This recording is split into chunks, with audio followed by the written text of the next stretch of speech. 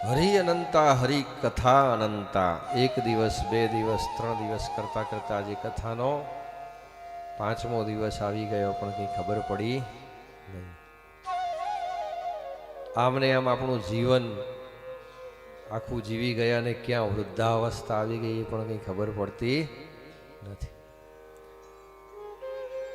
આમાં ભગવાનની આ કથાનો જે રસ છે ને એ અવિરત છે। જે પરબ્રહ્મ પરમાત્માને પોતાના હૃદયની અંદર ધારણ કરે છે અને એમના ગુણાનુવાદ અને એમના ચરિત્ર જે જીવાત્મા સાંભળે છે એનાથી ઉત્તમ કોઈ કાર્ય નથી। જ્યારે અર્જુનની બુદ્ધિ વિભ્રમમાં પડે છે, બધી ભ્રમમાં પડે છે, ત્યારે ભગવાન ને અર્જુન જે છે ને પૂછે છે કે ભગવાન તમે મને કંઈક એવો માર્ગ બતાવો કે જેનાથી મારું કલ્યાણ થઈ જાય। તમે ઘડીકમાં કર્મ કરવાનું કહો છો, ઘડીકમાં યોગ કરવાનું કહો છો, તો જ્ઞાન અને કર્મ આ બંનેમાંથી શ્રેષ્ઠ શું છે?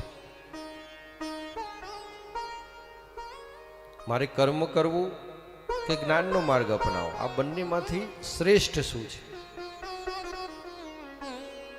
ત્યારે ભગવાને સુંદર મજાનો અર્જુનને જવાબ આપ્યો કે જે વ્યક્તિ કર્મની અંદર પ્રવૃત્ત છે અને નિયમિત રીતે કર્મ જ કર્યા કરે છે તો એ કર્મની અંદર હું જ છું। કર્મવાદીઓ માટે કર્મવાદ શ્રેષ્ઠ છે અને જ્ઞાનીઓ માટે જ્ઞાનવાદ શ્રેષ્ઠ છે।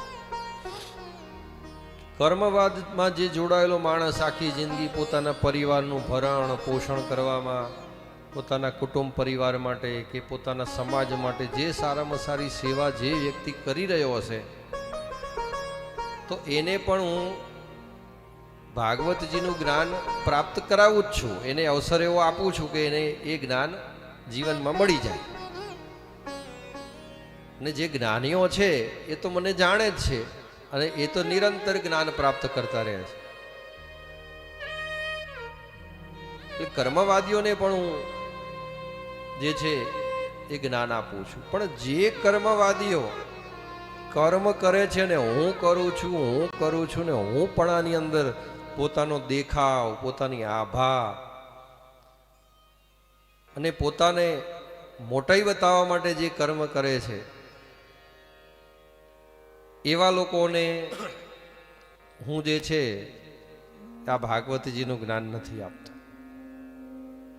પણ જે પોતાનો અહમ છોડી દે છે અને સંપૂર્ણ જે કંઈ પણ કર્મ કરે છે એ મને અર્પણ કરીને ચાલે છે કે ભાઈ આ બધું જે કરાવે છે તો પરબ્રહ્મ પરમાત્મા કરાવે છે, હું તો માત્ર નિમિત્ત છું, બાકી એ બધું કરવા વાળો તો કંઈક બીજો છે અને એની કૃપા છે એટલે એની કૃપાથી આ તો મારું નામ થઈ રહ્યું છે।